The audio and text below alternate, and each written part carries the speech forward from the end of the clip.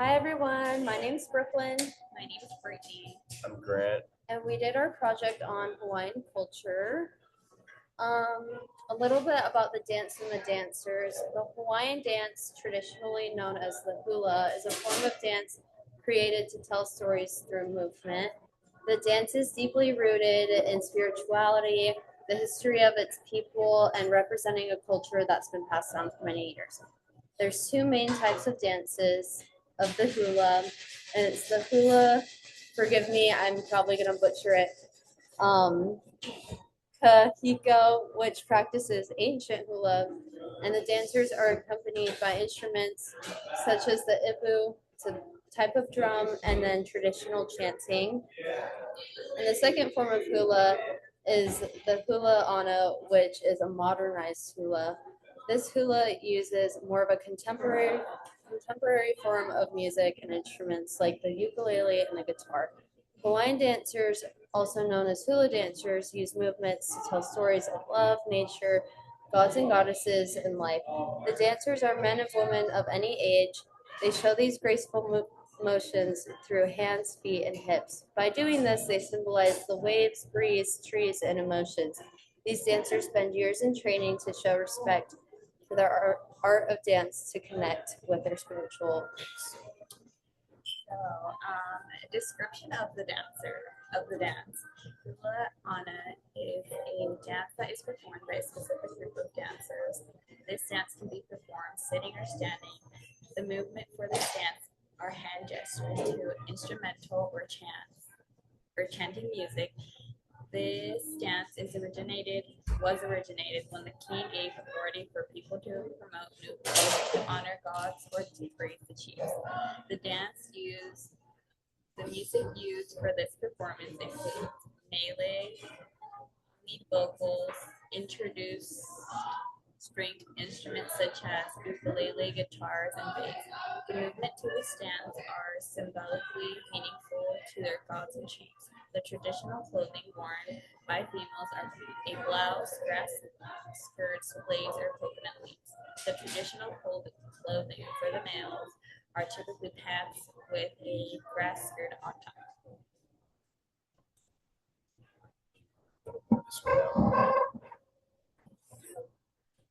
Hawaiian culture as a whole was not widely accepted in the 19th, 20th century at all that much. Christian missionaries viewed them as pagans. They were not Christians, so they didn't really like them all that much. Hawaiians had many dances that were a part of their culture, but the main one was the hula. Once hula was revived, it was seen more of a comedic way. I skipped the line. Oh well. Once it was revived, it was seen more comedic and almost lost its true meaning. In the 1830s, the Hawaiian monarchy banned hula because they were being pressured by the Christian missionaries. So it was no longer able to be public. And in 1898, after the Hawaiian people overthrew the monarchy, the USA had annexed Hawaii. The hula dance had become Hollywoodized, and since it was a new state, it was used for tourism. The culture, language, and traditions were being oppressed and erased. In the 1970s, many of the people that lived there were a little ticked off about this and decided to revitalize their culture. The aspects were, language and their traditions. So dance mainly. So hula kind of got its new meaning back. So the ancient hula was called the hula kahiko, performed with traditional chants and instruments. It was very deeply spiritual and ritualistic. The hula awana is the modern hula, and it's been influenced by Western music and instruments, often more accessible to tourists and the public. The Hawaiian social structures and economic prowess. So, traditionally, Hawaiian society followed a strict hierarchy under the kapu system, with roles for chiefs, priests, skilled workers, and commoners. Economically, the ancient Hawaiians were highly advanced using sustainable farming and agriculture to support their communities. Today, however, native Hawaiians face economic challenges due to displacement, limited land access, and the impacts of tourism-driven economy. Okay. The United States began to slowly take over Hawaii and its culture and started to influence Hawaii on their customs, on the American customs.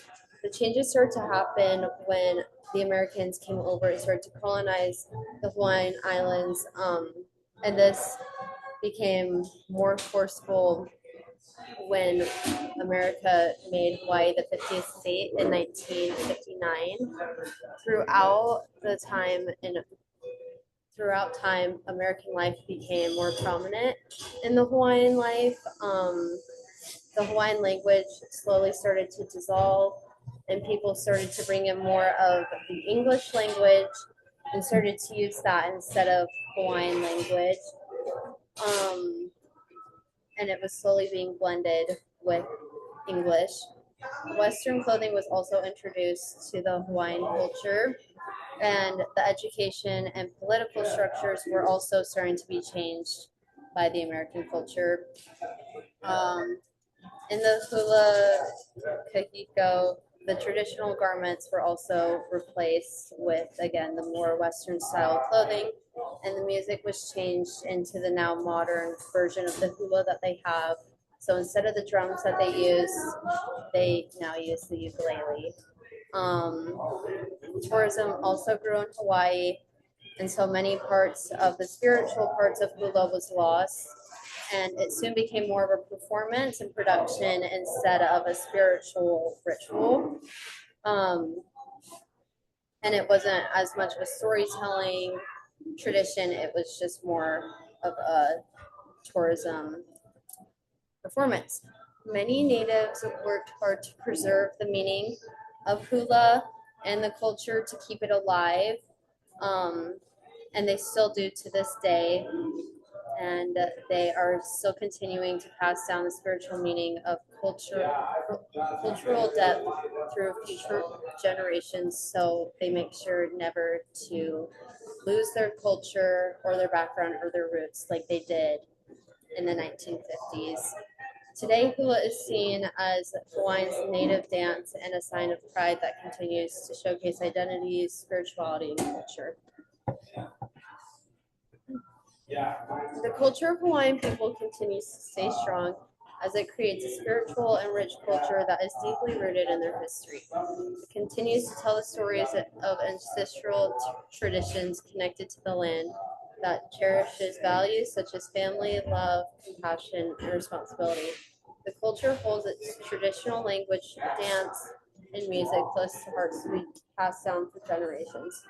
Before the U.S. colonization, the people of Hawaii lived in harmony with nature and were led by their trusted chiefs. They lived a life led by spiritual beliefs. After Americans introduced new ways of living, many cultural practices were suppressed, but in new coming generations have been restored. They have brought back the Hawaiian language, traditions, and dance, and today they continue to pass down these traditions to future generations. Hawaiian culture continues to grow in education and community. They continue to respect the land and live in harmony. While the American culture is still very present in their lives, Hawaiians loudly represent their roots and identity. They hold on to the culture they know and love, continuing for their heritage to live on. My takeaway from this is before much publicity in the world, such as news being much more widespread and technology taking over, people were able to oppress other cultures and peoples way, way easier. Missionaries got away with many things that wouldn't be accepted in today's world. The Hawaiian people were subject to this, and thankfully, the modern age media caught up. And the people of Hawaii were able to revitalize many things of their culture and bring back their true meaning, such as dances in the Hawaiian language. My main takeaway for this project is how Hawaiian culture is a unique and vibrant way of life that reflects a deep connection to nature, community, and ancestral traditions. And my takeaway from this project is learning how important it is to stay connected to your roots. When the Americans colonized Hawaii, some of the culture became lost. Through hard work, present generations were able to restore the lost history and are working hard to preserve it. By remembering where we came from, we are shaped into the people we are and what we do for a community with pride. I think it is so important to remember where we come from as people. I think that this happens a lot in a lot of different communities. I think it's important to remember where you come from so then you can remember your past and your history. I think that when you remember those morals and values, you just add so much to your community and you have so much to give. And also, it really tells you who you are and it helps you stay connected to your roots and helps you just have a sense of pride and belonging. You guys have anything you want to add on? I would say, yeah. Hawaiian people were on a small island. There wasn't as many of them as many Christians. Missionaries were much more of a prominent people. They dominated Europe, they dominated cultures, they dominated many societies and civilizations. So they wanted to share that. Like, think of the Spaniards coming to America. Almost every Latin American is Catholic because of the missionaries and the colonization. They oppressed those people and forced the religion onto them, and that's kind of what was happening to Hawaii. But it happened much later. So luckily, when media and newspapers and so whatever you want to say, like media, that's best basic way to say it. They were able to be close enough to the past. They were able to revitalize what the meanings were in the past. So it's important to really get in touch with who you really are because that is you as a people. Reasons why you do things, talk the way you do everything you do as a person. That's who you are. And other people coming to force that on you, that just doesn't work as well. Because that's not who you are. You can't just become somebody new. So I think that by knowing who you are, I think that's really good because by knowing who you are, if somebody tries to come and take that away from you, you're able to stay connected to that and stay connected to your heritage. so we got, These are some basic sources, okay? I don't think we got to go over. You can read, right? So these are our sources. And that's oh, that's I didn't mean to do that. We could like cut this part. Yeah. No, we're good.